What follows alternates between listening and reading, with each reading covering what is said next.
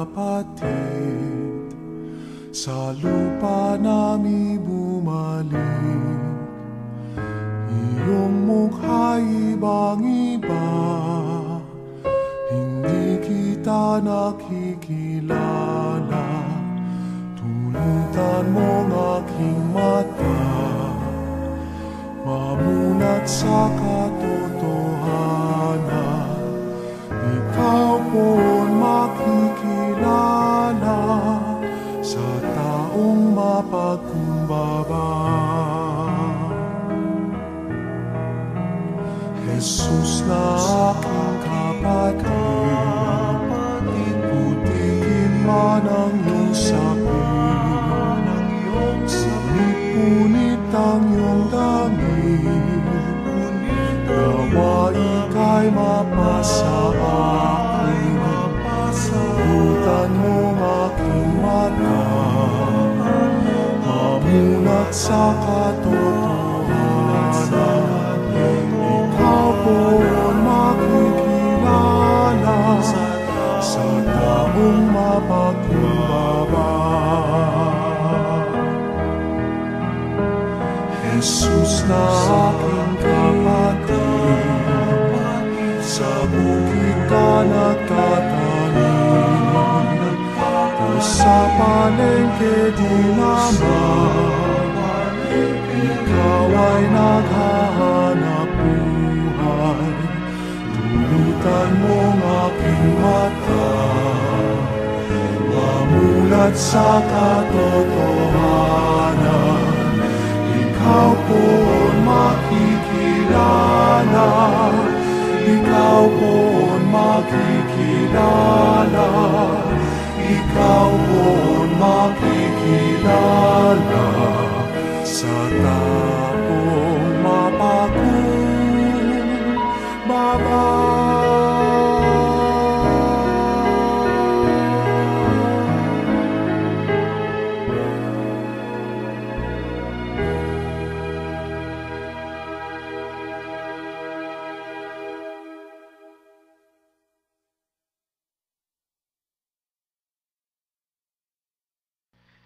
Ang halagad, ibig sabihin, ikaw at ang lahat ng sumasampalataya kay Jesucristo na kanyang tagapagligtas at Panginoon ng kanyang buhay sa buong sandaigdigan ay kalahok sa digmaang espiritual. Medyo may kabigatan ang ating aralin. Ibig sabihin, sa ayaw at sa gusto natin, merong nangyayaring digmaang espiritual. At ang digmaang ito ay nagdudulot sa marami ng kapigatian, pagluha, pagdurusa. At dahil may mga natalo sa digmaang espiritual, ang iba po ay nagpatiwakal. Ang iba ay naging so much depression, nagkaroon ng nervous breakdown. Napakahalaga po nito at kadalasan po ay hindi natin to pansin. So sundan po ninyo ako. Sabay-sabay muna tayong manalangin. Sabay-sabay nating ipanalangin. Ama namin, tulungan kaming maunawaan ang digmaang espiritual na iyo pong napagtagumpayan sa pamagitan ng iyong buktong na anak na si Jesucristo. Puspusin kami ng Espiritu Santo sa pamagitan ng salita, nang sa gayon, maging mabuti kaming mandirigma ng iyong paghahari.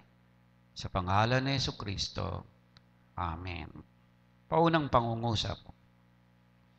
Ang alagad ni Kristo Jesus ay laging nasa gitna ng digmaan ng mga nilikhang espiritual ng masama at mabuti. Ito ay labas sa ating pagkatao. Hinto muna tayo. Ibig po sabihin, dalawa po yung digmaang tinutukoy dito. Merong digmaang panglabas at digmaang panloob. Pero pareho pong espiritual. Yung digmaang panglabas ay wala tayong control o halos hindi natin makontrol. Pero yung panloob ay medyo tayo ang may control dahil kay Kristo. So dalawa po yun. Yung pong part 2 yun, kukunin natin sa isang linggo. Pero ngayon, yung mga puwersa at mga kapangyarihang panlabas, mga espiritual na nilalang, pero hindi natin nakikita, pero napakalaki ng kanilang impluensya sa buhay natin. So tuloy natin. Kadalasan, hindi ito pansin at namamalayan. Ang tinutukoy ko po, yung panglabas. Yung spiritual battle o warfare na nangyayari ay hindi natin nararamdaman o nakikita. Isang katotohanan na kadalasan ay nawawaglit sa isip at kung bubuksan lamang ng Diyos ang ating mata sa kanilang daigdig, mangingilabot at magigitla tayo. Kung bubuksan ng Diyos ang ating mga mata sa digmaang espiritual na nangyayari sa ating kapaligiran, mamamangha tayo, magugulat tayo, magigitla tayo. Ang iba sa atin, maaring mamatay sa takot. It's extraordinary. 30 years na akong pastor, pero kapag at least masilayan mo yan, hindi ka pa makakatulog yan. May mga taong may mga mata dito, pero there is a spiritual battle going on. Okay, tingnan natin. Basahin po natin at suriin ng Efeso 6:12. Ito po yung first battle na pinapaalala sa atin ni St. Paul. Sige, kung sarili nating Bible, lalong magaling, no? Chapter 6, verse 12. Ang sabi ng Espiritu Santo, sinabi ni Apostol Pablo sa mga Kristiyano sa Efeso, sapagkat ang kalaban natin hindi mga tao, kundi mga pinuno. So, pakinggan po natin din, ang kalaban natin, hindi mga tao, kundi mga pinuno, mga may kapangyarihan, at mga tagapamahala ng kadilimang namamayani sa sanlibutang ito. Ang mga hukbong espiritual ng kasamaan sa himpapawid. So, St. Paul is saying, o sinasabi ni St. Paul, na merong mga nilikha ang Diyos na mga kapangyarihan na nasa himpapawid. In fact, itong mga binanggit po dito, katulad ng may kapangyarihan, tagapangasiwa, mga pinuno, ito po yung mga ranggo ng mga anghel. Ang mga anghel na nilikha ng Diyos ay may ranggo. Ngayon, nung nagkaroon ng digmaang espiritual doon sa langit, na ipinatapon si Lucifer, ang anghel na si Lucifer, at ang ikatlong bahagi ng hukbo ng langit, at ito po ngayon yung mga sinasabing mga namumuno sa kadiliman o mga taong o mga spiritual na sila yung mga nandyan sa paligid na hindi natin namamalayan at hindi natin napapansin. Pero ito ay ang nakakapangilabot na mga puwersa ng kadiliman. Hindi sila tao. Una-una, hindi sila tao. So you cannot fight them o hindi mo sila pwedeng labanan sa pamagitan ng iyong sariling kalakasan. Kasi ikaw, ako, occupy space, no? Tumutungtong tayo, meron tayong espasyo na tinatayuan. At pagkatapos, kontrolado tayo ng tinatawag natin yung time frame. Halimbawa, ngayon ay alas 8, so hindi ka po pwedeng pumunta ng alas 9. Hindi ka pwedeng pumunta ng alas 10 o po hindi ka pwedeng umatras. Pero itong mga kalaban natin na hindi mga tao, po pwedeng lang gawin yon. Pwede nilang gawin ang mga bagay-bagay na hindi natin makontrol. Katulad ng time, katulad po ng space, katulad po ng maaaring mawala na lang sila, makikita mo biglang nawawala. At po pwede po silang pumunta mula dito, pupunta sa kabila ng ating planeta na hindi po natin namamalayan. So yan po ang tinutukoy ni Apostol Pablo. So sa makatuwid, pinapakita sa atin, ito, ang sabi ni St. Paul, meron tayong kalaban. So sa ayaw at sa gusto natin, we are in a spiritual warfare. O tayo ay nasa digmaang espiritual. hindi ka pa po pwedeng umatras dyan. Hindi po tayo po pwedeng sabihin natin, neutral ako. Hindi pwede yan. Dahil kung mag-neutral ka, lalamunin ka ng masama. Titiyakin ko. Kaya may mga napoposes, may mga taong sinasakmal na lang ng masama. Sila yung mga tinatablan ng kulam, sila yung mga tinatablan ng iba't ibang klase ng pagpapahirap na mula sa masama. Okay, tingnan natin yung unang Pedro 5:8. Unang Pedro 5:8. Sa unang Pedro 5:8 ay ipinahayag ni Apostol Pedro na meron din tayong kalaban na kung hindi tayo mag-iingat ay may problema tayong malaki. Humanda kayo at magbantay. Tingnan niyo po dun sa harapan, sa inyo na mga walang Bible, ang diablong na kaaway ninyo ay parang leon na umaatungal at aaligid-aligid na humahanap ng masisila. So para inilarawan sila parang leon na nag-aabang. So, nung nagpunta ka dito, may nakaabang. Pag-uwi tayo, may nakaabang. Kapag natutulog tayo, problema yan, malaki. Sa mga mananampalataya ni Kristo, kahit natutulog ka, merong spiritual battle na nangyayari. Halimbawa, yung iyong anghel, yung hukbo ng langit, yung kamaya ipapakita ko sa inyo yon, nakikipaglaban yon para sa iyo, para makapahinga ka ng tahimik mamayang gabi, para makatulog ka ng mahimbing. Walang nakapasok ng magnanakaw, walang nangyari na masama. At nang gumising tayo, masiglang-masigla tayo, ito ay pwede natin i-contribute ito dahil sa pag-ibig at kagandahang loob ng Diyos, ang kanyang hukbo, ang kanyang banal na anghel, ay ipinagsanggalang tayo sa mga puwersa ng masama na hindi nga natin namamalayan, na hindi nga natin nakikita. Pero kung gusto silang magpakita sa iyo, pwede silang magpakita sa iyo. Pero ang mungkahi ko, huwag mong hihilingin yan sa Diyos. At huwag mong i-dare na magpakita sa iyo yan. Baka hindi mo natin kayanin. Hindi mo makakaya. Sabihin ko na, hindi mo makakaya. Ngayon, may mga tao na may mga kaloob ng Espiritu na pinagkalooban yan. Na maaari nilang kausapin, maaari nilang supilin sa pamamagitan ng kanilang pananalig at pakikiisa kay Kristo. Binigay na kaloob yan. Okay, itong pong pahayag chapter 12 ay ito po yung labanan mismo ng sa himpapawid. Pahayag o Apokalipsis o kaya ay Revelation chapter 12 verse 7 to 9. Pagkarain nito'y sumiklab ang digmaan sa langit. Naglaban si Arkanghel Miguel kasama ang kanyang mga anghel. At ang dragon kasama naman ang kanyang mga kampon. Natalo ang dragon at ang kanyang mga kampon at pinalaya sila sa langit. Itinapon ang dambuhalang dragon, ang matandang ahas na ang pangalay Diablo o Satanas, na dumaya sa buong sanlibutan.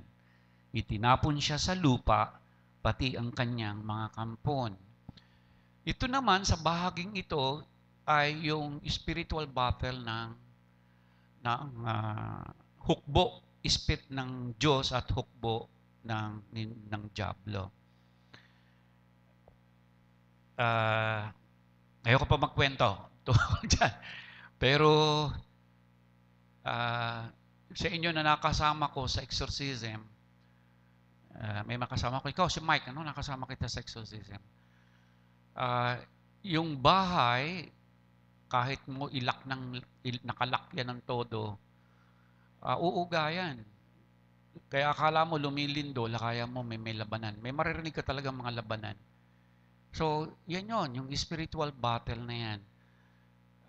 Lalo na ang napakahalaga na tingnan lang natin muna at tanggapin natin na itinuturo ng Diyos, anak, ikaw na mananampalataya ni Kristo, merong labanang o digmaang espiritual na nangyayari. Hindi mo siya nakikita, pero kalahok ka dito. Mamaya ipapakita ko sa inyo papaano ako naging kalahok dyan. Sino-sino ba talaga ang mga naglalabanan? Ang naglalabanan dyan na yung anghel ng Diyos, ang diablong si Satanas at ang kanyang kampon, at ikaw, at yung di mananampalataya, at meron pang isang puwersa na hindi ko muna sasabihin, dalawa pang puwersa. Bali, 7 puwersa yan eh. Ikaw, ang manghukbo ng langit, ang diablo at ang kanyang kampon. Meron pa pong dalawa na ayokong banggitin, pero ito po ay nararanasan natin araw-araw. Masabihin ko na po, estado at yung yung susunod ay yung pekeng Kristiyano o simbahan. So 5 ang labanan na yan. Okay? Pero ang pangunahin ay si Satanas na siyang nangunguna. Ikaw ngayon, ang backup natin ay si Kristo, si Jesus, at ang anghel. Sino ang magtatagumpay? Tingnan natin. Number 2. Oh, by the way, ano ang layunin? 1.2. Anong panig tayo sa labanan? Ang panig natin ay kay Kristo o sa Diyos. Yan ang ating panig. Ikaw alagad ni Kristo, sa panig ka ni Kristo. 1.3. Anong layunin ng kalaban sa digmaan? Sa 6.12, paano ang kanyang pakay? Wasakin ka. Okay? Sa 1 Peter 5.8, sakmalin ka. Kuhanin ka palabas ng simbahan. Tanggalin ka sa pananampalataya. Yan ang punto, o tanggalin ka sa pagbabasa ng Bible. Tanggalin ka sa iyong pananalig kay Kristo. Bigyan ka ng matitinding problema, hindi mo alam kung ano nangyayari at bakit gano'n na nangyari. Ang iba, binibigyan ng karamdaman at kapansanan. Iba-iba yan. Pero ang Diyos ang may control sa lahat ng bagay. Sa 5 puwersa, ang Diyos ang may control. Okay? Ang Diyos ang may control sa iyo, ang Diyos ang may control sa diablo at kay Satanas at ang kanyang kampon, ang Diyos ang may control sa mahukbo ng langit, ang Diyos ang may control sa estado, ang Diyos ang may control sa simbahan. So sa makatuwid, ang Diyos ang makapangyarihan. Matthew 28:18. Matthew 28:18. Ibinigay na sa akin ng kapangyarihan, lahat ng kapangyarihan, ang sabi ni Kristo. So nasa Kanya lahat ng kapangyarihan. Walang kapangyarihan doon sa sinasabi kong mga puwersa ang wala sa kapangyarihan ng Diyos. Kaya kung wala ka sa Diyos, bali wala sa atin ng Diyos, ito ang implication. Kanino ka ngayon? Kung hindi ka nagsisimba, kung hindi ka nakikinig ng salita ng Diyos, hindi ka nagbabasa ng Bible, hindi ka nagkukumunyon, hindi ka nananalangin, bali wala sa iyo ang Diyos. Wala kang pakialam. Tinatapon natin ang Bible. Then ano ang gagawin ng Diyos sa iyo? Sasabihin niya dun sa diablo, o sige, dalhin mo na sa impyerno yan. O sige, bigyan mo ng sakit yan. O sige,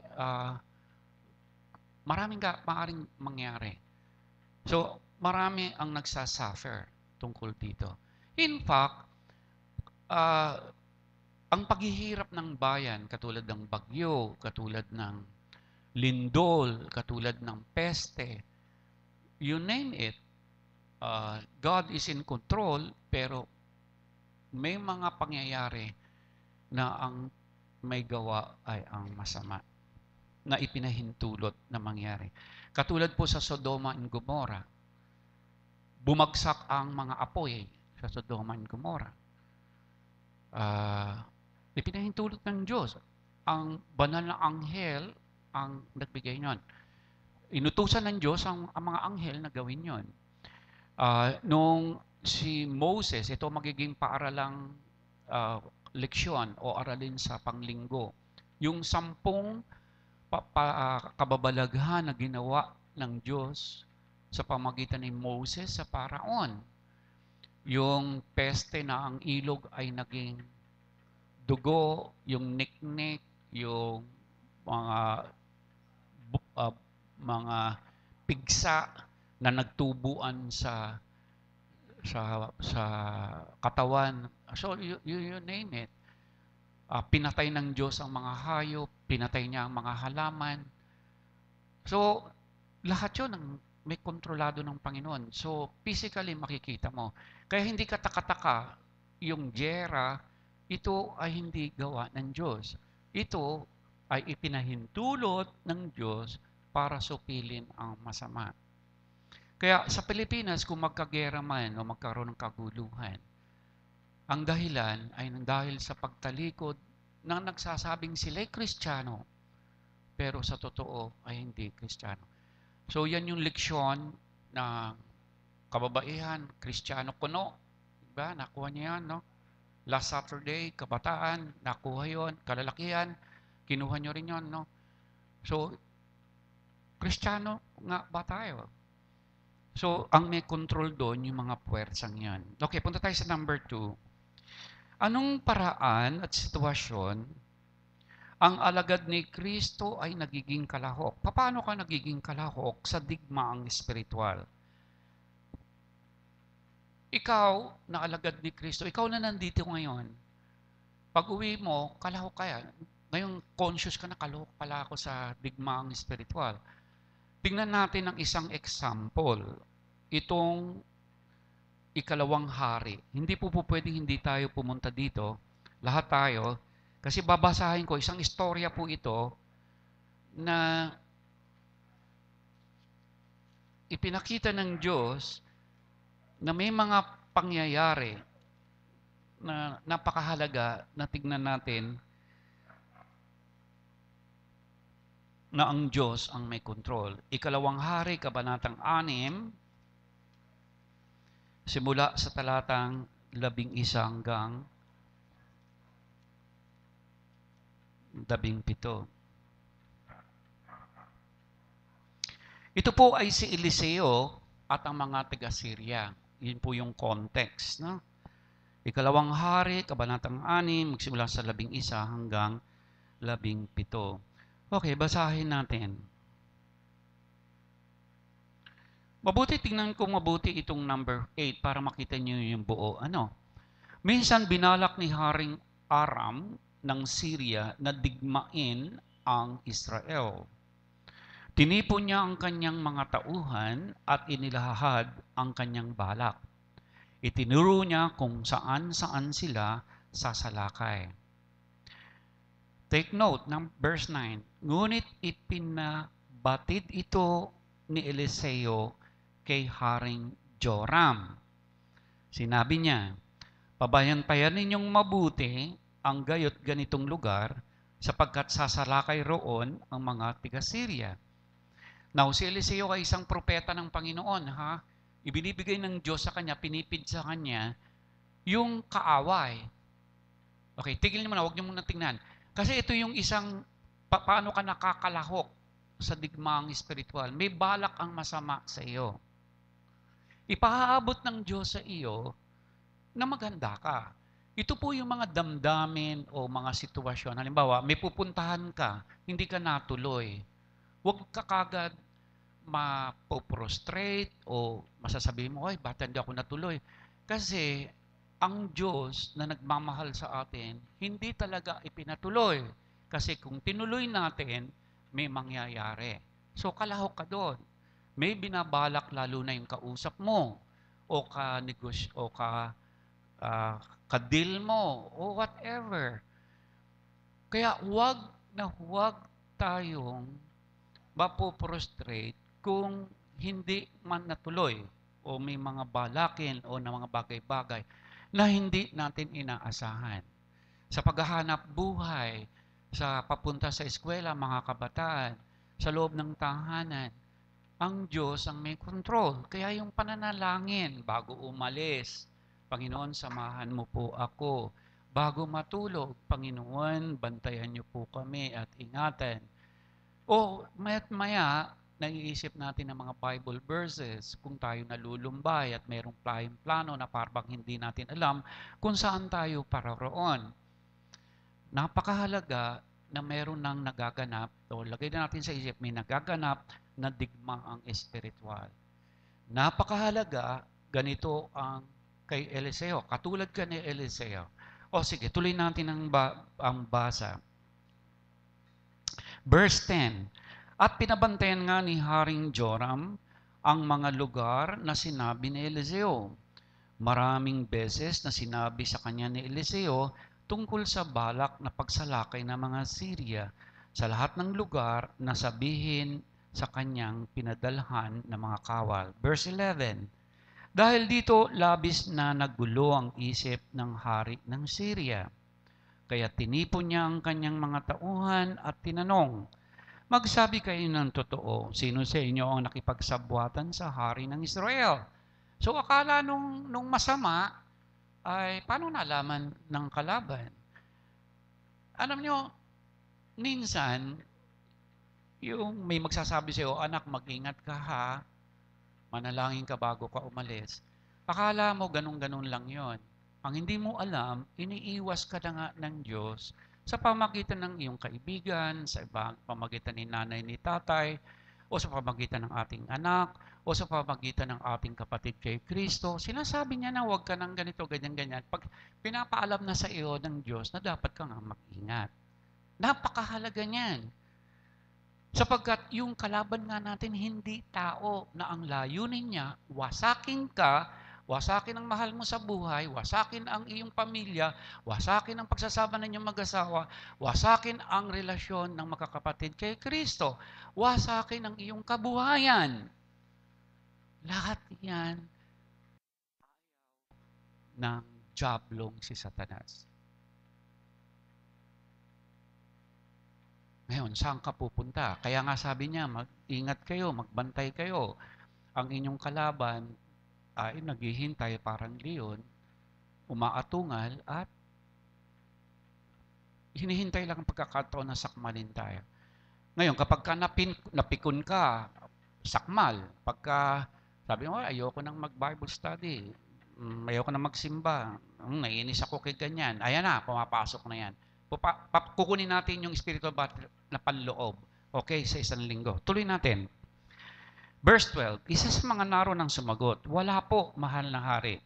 Si Eliseo pong propeta sa Israel ang nagsabi sa kanila ng kanilang hari kung ano ang inyong binabalak. Sinabi niya, kung gayon, hanapin ninyo siya at bihagin. May nagsabi sa kanya, si Eliseo ay nasa Dotan. Okay, hinahunting na itong anak ng Diyos na katulad mo. Kaya't nagdala siya roon ng maraming kawal na sakay ng mga karwahe at kabayo. Gabi na nang dumating sila roon at kinubkob nila ang lungsod. Take note, ito na po, verse 15. Kinabukasan ng umaga, lumabas ang katulong ni Eliseo. At nakita niyang maraming kawal, mga kabayo at karwaheng nakapaligid sa lungsod. Sinabi niya, Maestro, paano tayo ngayon?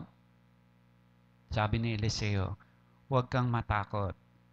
Pagkat marami tayong kaysa sa kanila. Paki-underline niyo po yun. Ang sabi niya, huwag kang matakot. Mas marami tayo kaysa sa kanila. Sino yung tayo? Sino yung kasama niya? Verse 17. At siya'y nanalangin. Yahweh, ibukas mo ang kanyang paningin. Dininig ni Yahweh ang kanyang dalangin at nakita ng katulong ni Eliseo na ang bundok ay punong-puno ng mga karbayo at karwahing apoy na nakapaligid sa kanila. Okay, hinto ko na yung story doon. Sino yung kasama ni Eliseo? Ang hukbo ng Diyos. Alam mo ang sabi ni Dr. Martin Luther? Kung bubuksan lang ng Diyos ang ating mga mata, makikita mo ang laksa-laksang demonyo na inaabangan tayo. Pero laksa-laksang anghel ng Panginoon ang winawasiwas ang mga masasama upang makalakad tayong may kapayapaan. Hindi natin nakikita yan. Pero dahil sa ating pananalig kay Kristo Jesus, dahil sa ating pagtitiwala sa kanyang mga salita, katulad ngayon, napag-aralan natin, yung palang mga anghel ng Panginoon ay kasama ko. Napakahalaga nito. Okay, basahin nyo na lang po yung Daniel chapter 10, 7-17 at Lucas 10:3 at Pahayag 27:10. At makakatulong po yun sa inyo kung papaano yung anghel ng Panginoon, kung papaano ang Diyos mismo, ang tatlong persona ngunit isang Diyos, ay sumasa atin at pinagtatanggol tayo sa mga puwersa ng kadidiman na hindi natin kaya kung tayo ang gagawa. Okay, number 3. Anong anyo at paraan ang ginagamit ng kalaban sa pagwasak sa mga mananampalataya ni Kristo Jesus? Ito kaya ko po pinilabas ito. Okay, ano ba yung mga pamamaraan ng kalaban?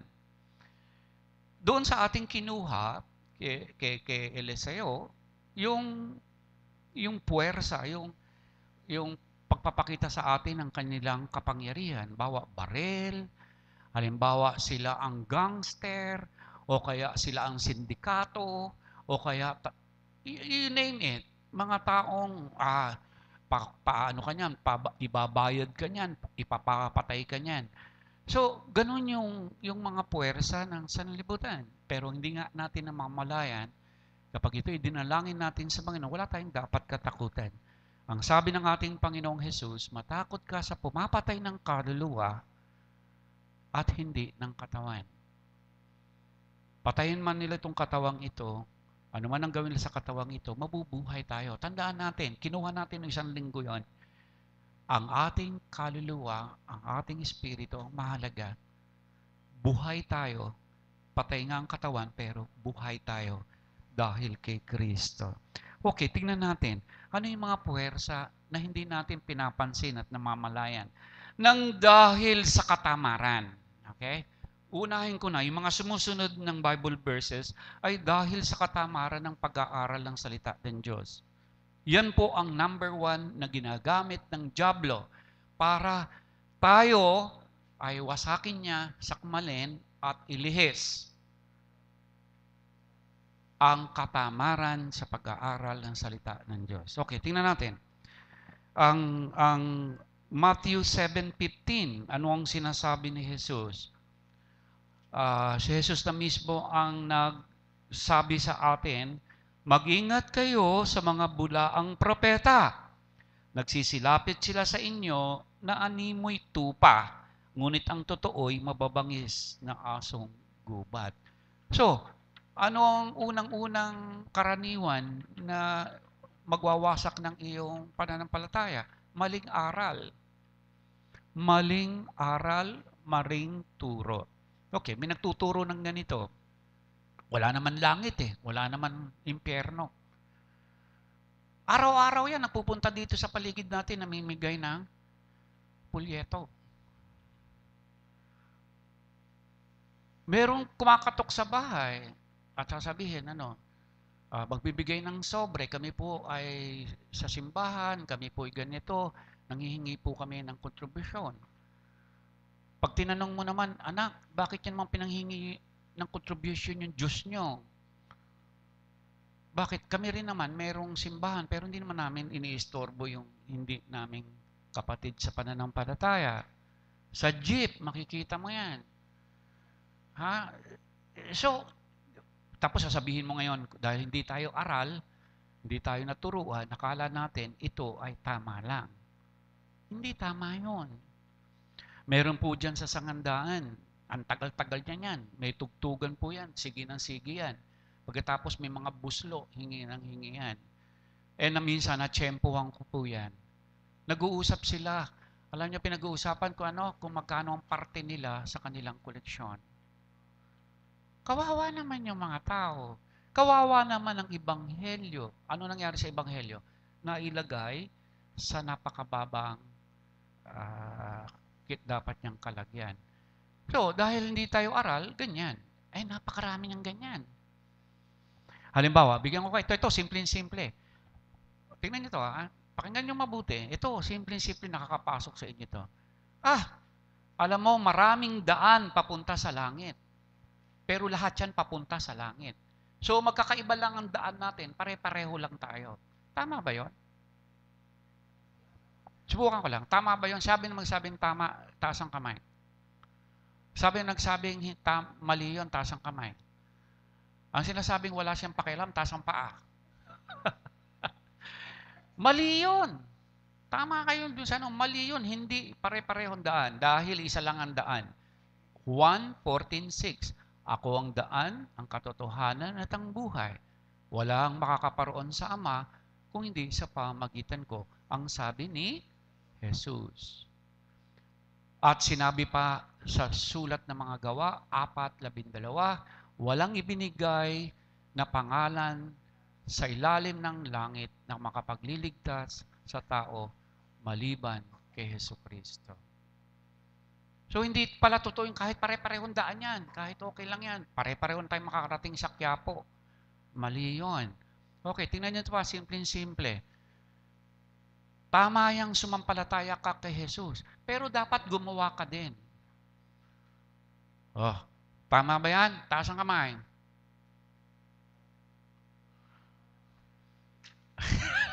Ang sabing walang pakialam siya, sige lang. Taas ang paa. Mali yun. Mali yun. Ang pananampalataya hindi nakasalalay sa mabuting gawa. Ang pananampalataya ay kaloob ng Diyos. Efeso 2:8. By grace you are saved by faith in Christ.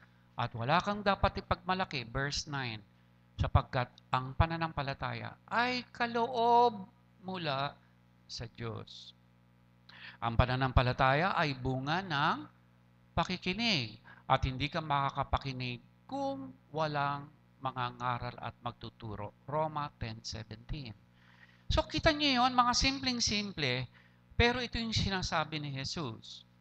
Mag-ingat kayo, maraming magtuturo, ang ganda-ganda ng kanilang pakikitungo sa inyo, ang kanilang mga pamamaraan, etc. Pero pag nagturo, inililihis ka sa katotohanan. Okay, ano ang katotohanan? Na ikaw, ako, tayong lahat ay makasalanan. Na si Jesucristo, ang ikalawang persona ng Diyos, ay naging tao. Ipinaglihi ni Birheng Maria, iniluwal bilang Jesus na siya ang Kristong Panginoon. Tunay na Diyos at tunay na tao. Hindi ginawa kung hindi ipinanganak. Ipinaglihi sa Espiritu Santo. At yung Kristong yan ay namuhay ng 3 taon dito sa lupa o 31 taon dito sa lupa. Sa anong dahilan? Yung kautusan na hindi mo masunod, siyang sumunod. Yung hatol ng Diyos sa ating mga kasalanan, tinanggap lahat ni Jesus. Tinubos niya ang iyong kasalanan doon sa luklukan sa langit nang siya iipako sa krus, mamatay at ilibing. At nang siya'y mamatay, binayaran niya rin ang kamatayan. At napagtagumpay niya ang kamatayan, nang 3 araw siya'y nabuhay na maguli. At lumuklok saan? Sa kanan ng Diyos amang makapangyarihan at muling babalik upang hukuman ang mga buhay at mga patay. Huwag na tayong umalis dyan. Kaya may kredo ni Seno, kredo ng apostol, pinamememorize sa mga bata yan. Alam natin lahat yan by heart. Hindi naman kailangan sunod-sunod, by heart. Ang Diyos Espiritu Santo ay kumikilo sa pamamagitan ng salita. Ang salita habang binabasa at pinag-aaralan, napupuspos ka ng Espiritu Santo. So, ang ginagamit ng dyablo ay ilihis ka sa tama. Tanggalin ka sa church. Magdamdam ka sa iyong kapatid, Magdamdam ka sa iyong anak, sa iyong asawa, magdamdam ka sa kapatid mo kay Kristo. Hindi mo namamalayan, inilalayo ka pala ng masama. Ginagamit niya yung pamilya, ginagamit niya yung kaibigan mo, kumpare mo, kumari mo, para mailayo ka sa simbahan. That we should be aware. Kaya kailangan yung salita ng Diyos, hawak nating matibay, yumanigma ng lahat ng bagay. Awit 46:1. Ano man yumanigma ng lahat ng bagay, ano man ang mangyari, si Jesus, ang Diyos ang aking kanlungan at sanggalang, my refuge and my strength. Awit 46:1. Kaya ang awit natin dyan ay, mighty fortress is my God. Anak, ihanda mo yung awit na yan. Okay, tingnan nyo na lang po yung iba, hindi ko na po itutuloy yun. Lalo na yung Jeremias, no? 23:9-17. Dito sa Jeremias, ipinapakita ni Jeremias ang mga pamamaraan ng dyablo para tanggalin ka sa pananampalataya. At ganun din sa Matthew 24:4-5, ang sinabi na ni Jesus mismo, 1 Timothy 4:1-5. Sige nga, tingnan ko nga yung 2 Timothy 4:3. Anak, yung inano mo ba, maiksi ba? Tingnan ko nga. Dito nga tayo tumingin sa 2 Timothy 4:3. Nakita mo ba? Meron ba dyan? Ayan. Pero mga anak nung ano mo. Tingnan nyo mabuti yung 2 Timothy 4:3. Thank you, anak. Sapagkat darating ang panahon, ngayon na yun, hindi na sila makikinig sa wastong katuruan. Sa halip, susundin nila ang kanilang hilig. Take note natin to. Hindi ko na susundan yung salita ng Diyos. Ang susundan ko na lang yung kung ano yung nararamdaman ko, kung ano ang hilig ko. Maghahanap sila ng mga tagapagturo na walang ituturo kung hindi ang ibig lamang nilang marinig. Totoo po ba yan?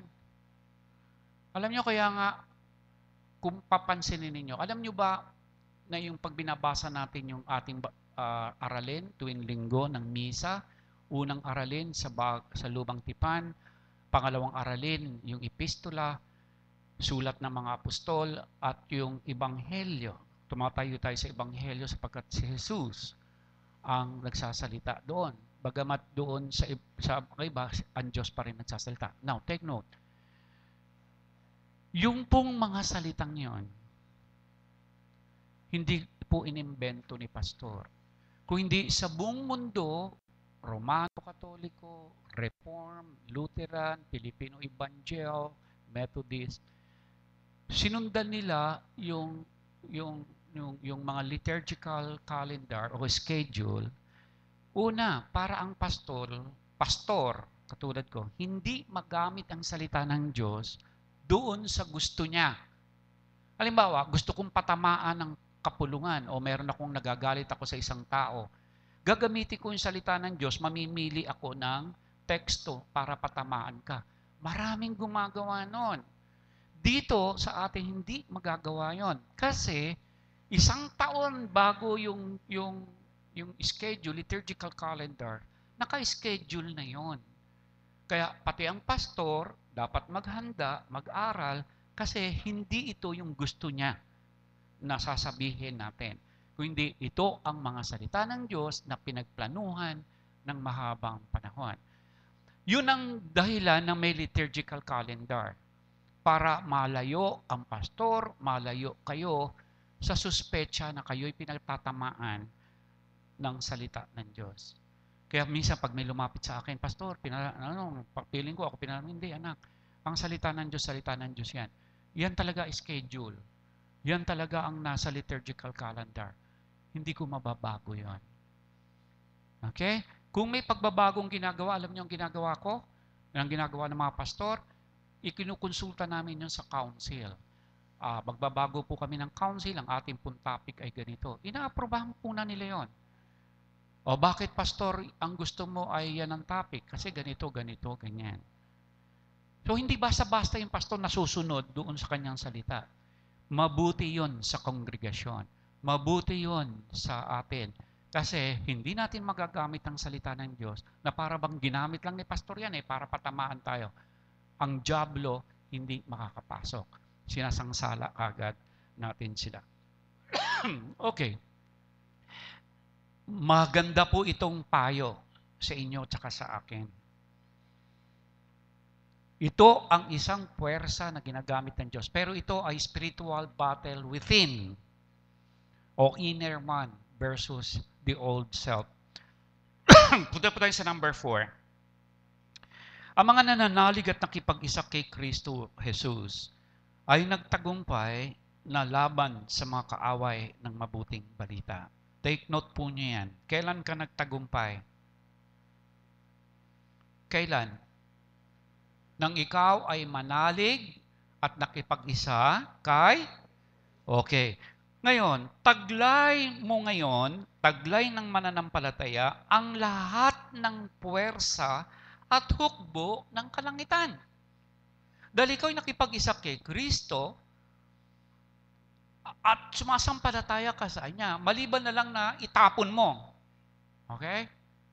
Na mayroon pong gumagawa niyan, katulad ni Judas Iscariote. Ginawa niya, tinapon niya.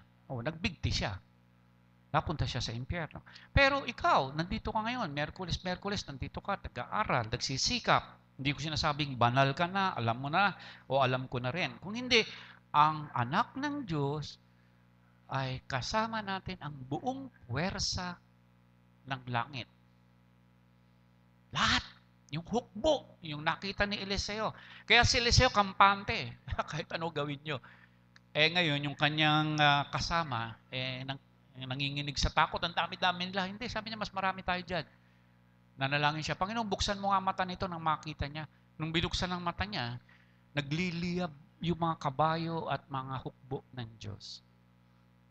Mga minamahal, ganyan nangyayari araw-araw sa buhay mo. Pinagtatanggol ka ng Diyos na hindi natin namamalayan. In fact, kaya ka buhay pa hanggang ngayon. Kaya wala kang karamdaman o kapansanan na mabigat. Dahil ang Diyos, mahal na mahal ka. Hindi ka hinold up, hindi ka sinaksak. In other words, your family is intact. Why? Because God protected you. Because He loves you. Sa iyong pakikipag-isa kay Kristo Jesus, pinapatawad ang lahat ng iyong mga kasalanan. Now, punta tayo sa 4.1. No? Kailan nangyari yon? Kailan nangyari na kasama mong nilupig at winasak at dinurog ang diablong si Satanas? Kasama ka doon. Na dumurog sa kanila. Kaya pag sinabi mo sa pangalan ni Jesus, lumayo ka, masama.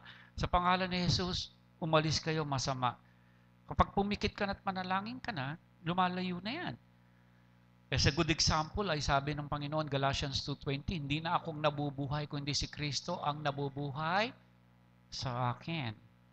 So basahin nyo na lang yun, Romans 6:4, Hebrews 2:14 to 18, Colossians 3:15, at verse 20. Okay, tingnan natin itong Colossians 3:15.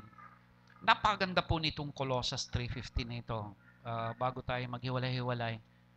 Colossians 3:15. Colossians, susunod sa Pilipos. Ito na, nandito na pala. Colossians 3:15. Paghariin ninyo sa inyong puso ang kapayapaang kaloob ni Kristo, sapagkat iyan ang dahilan kung bakit kayo tinawag sa isang katawan, magpasalamat kayong lagi. Meron itong verse pa Meron ka ba to 20? Verse 20? May kaduktong?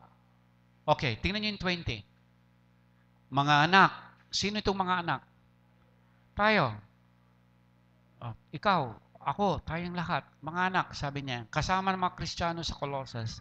Sundin ninyong lagi ang inyong mga magulang sapagkat iyan ang nakalulugod sa Panginoon. So, mga kabataan nandito, napakahalaga niyan sa iyo. Kasi sila ang uutusan ng Diyos para malayo ka sa masama. Kaya nga, kapag naghimagsik tayo laban kay mama, kay papa, o sa sino mang may authority, sa teacher, kay pastor, o sino mang kay kuya, kay ate, o whatever, who has authority over us, the devil will come in and start making gulo-gulo. Pero kapag yung mga kaayusan na itinakda ng Diyos ay para sa ating ikabubuti, napakahalaga niyan. Now, 4.2, bilang mga mananampalataya, ang hukbo at puwersang sumasakop sa lahat-lahat ay nasa ilalim ni Kristo Jesus at ipinagkakaloob sa mga tapat na lingkod ni Kristo Jesus. Tingnan niyo itong awit 91:11. Tingnan po dito na lang. Pero tandaan niyo na lang sa bahay. Ang ganda-ganda nito. Susuguin niya ang maraming anghel. Ganong karami? Kokonti? Marami. Susuguin niya silang susubaybay kahit saang dako. Ikaw ay maparoon. Tiyak iingatan. O, di hawak mo na yan. Meron ka ng Kristo sa buhay, yung hukbo pa, mga anghel, hindi isa, hindi dalawa, hindi tatlo. Maraming anghel kasama ka. O kayo, tulad mo, Ashley, mga kasama niya, mga athlete. Kung kasama mo si Kristo, you can overpass over kung ano ang iyong lakas. Kung ang lakas mo ganyan lang, pwede ibigay ng Diyos sa'yo, ganun. Di ba? God can do that for you. At ang pipigil sa inyo niyan para hindi mapalwalhati at maparangalan ng Diyos ay ang diablo. Okay. So, tingnan niyo pa rin ninyo yung Hebrews 1:14. Tingnan niyo. Basahin nga natin sabay-sabay. 1, 2, 3. Basa. Ano ang mga anghel kung gayon? Sila'y mga espiritong naglilingkod sa Diyos at mga sinugo niya upang tumulong kanino? Kanino? Tanong ko, meron ba ritong hindi maliligtas? So, wala kang anghel kung hindi ka maliligtas. Kaya, lagi kong nililinaw, maliligtas ka ba? Kagaya ng kausap ko noong linggo, anak, saan ka pupunta? Langit o impyerno? Hindi ko po alam. So, eto, si Kristo ay ganito, namatay para sa iyo. Si Kristo ay tinubos, binayaran ng iyong kasalanan. Nananalig ka ba kay Kristo? Opo. Ganon? Opo. Sige nga, mag-alatanda ka nga sa pangalan ng Ama, ng Anak at si Kristo, Pakal Espiritu Santo. Amen. Iyang Kristong yan ay kasama kang namatay at inilibing sa krus sa pamagitan ng iyong binyag. Sa pamagitan ng iyong bautismo. So, ikaw ay pinapatawad na sa iyong mga kasalanan. Alam niyo, katingin lang siyang gano'n, no? No, naniniwala ka, pinapatawad ng lahat ng kasalanan mo? Opo. So, ligtas ka na? Opo. Ganun kadali yun? Opo. Katulad ng sinabi niya sa magnanakaw sa kanyang kanan, ngayon din, kakasabahin kita sa paraiso.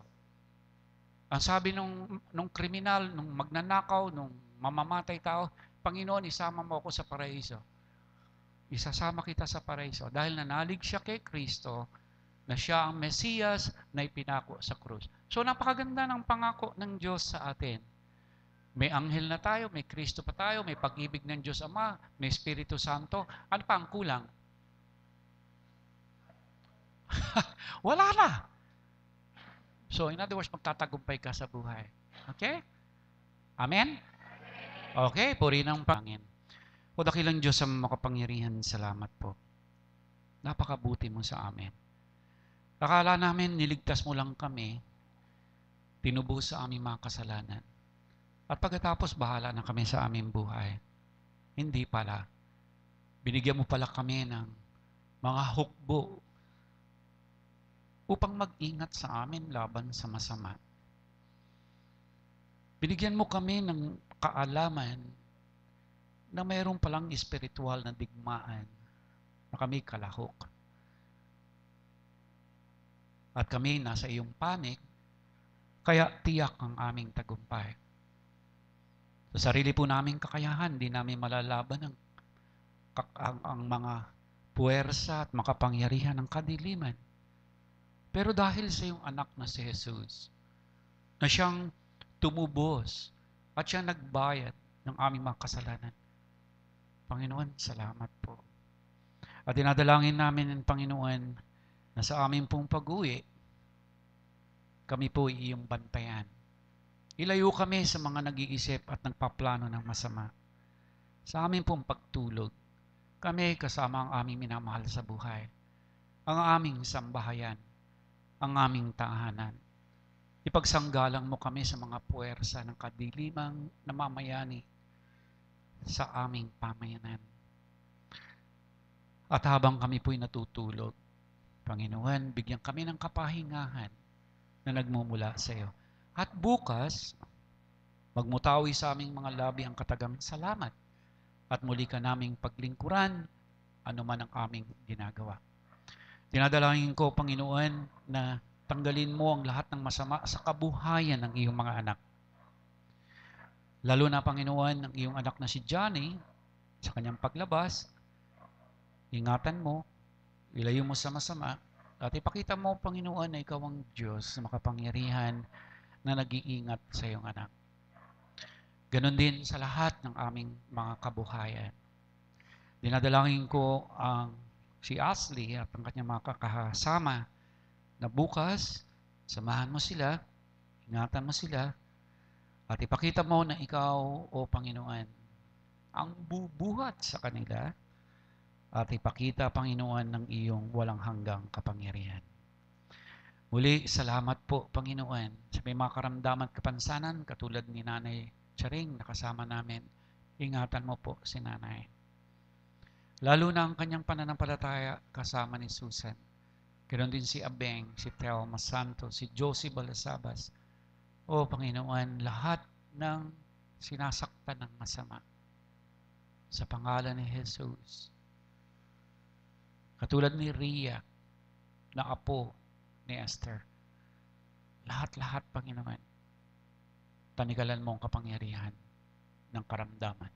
Ito po ang aming pagsamo, ito ang aming dalangin. Sa pangalan ng iyong anak na si Jesucristo na nabubuhay, naghaharing kasama at Espiritu Santo, isang Diyos, walang hanggan.